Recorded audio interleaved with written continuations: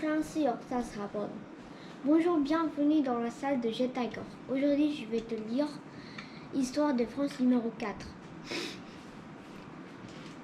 Après la mort de Charles du premier royaume franc, 3 rois moururent tôt après avoir vécu une vie ordinaire pendant les 10 années suivantes. Et en 987, lorsque Louis V décéda sans héritier, Ugukaf fut nouvellement nommé roi et la France entra l'ère de la dynastie des Cafés. Louis Ugukaf voulait un pouvoir royal fort, mais cela n'a pas fonctionné. Et les nobles de chaque État créent leur propre terre et la transmettent à leurs enfants. En 1137, Louis VII a contribué au développement économique et culturel de la France et à cette époque, la célèbre cathédrale Notre-Dame a commencé la construction.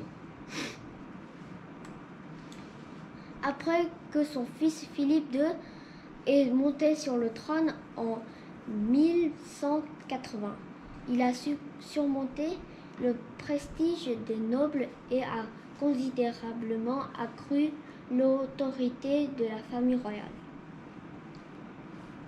Il forme une alliance avec le prince Richard d'Angleterre et l'encourage à combattre le roi Henry II d'Angleterre.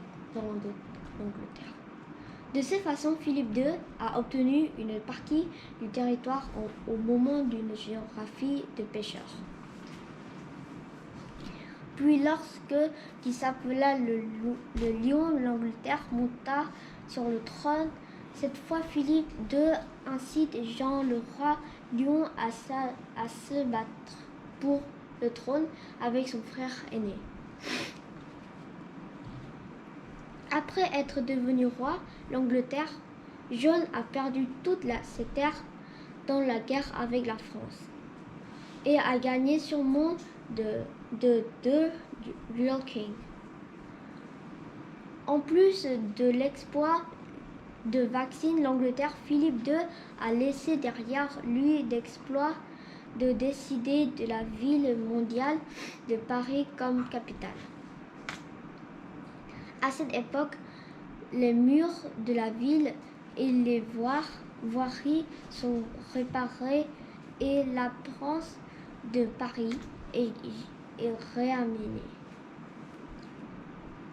La dynastie CAF prend fin lorsque Charles IV mort sans héritier en 1328. Le candidat le plus probable pour le prochain trône était Édouard III d'Angleterre, le petit-fils de Philippe IV, mais le Français ne voulait pas que Britanniques les gouvernent. C'est pourquoi le citoyen soutient Philippe de Valois, né en France en tant que nouveau roi. Finalement, il monta sur le trône sous le nom de Philippe VI et la dynastie des Valois commença en 1328. Mais le roi Édouard III d'Angleterre n'est pas seul. Lorsque prétend être hérité un trône de France, la guerre éclate entre l'Angleterre et la France. C'est l'une des guerres les plus célèbres de l'Europe médiévale, la guerre de 100 ans. La Grande-Bretagne et la France sont en guerre depuis 100 ans pour une seule mer. Au revoir.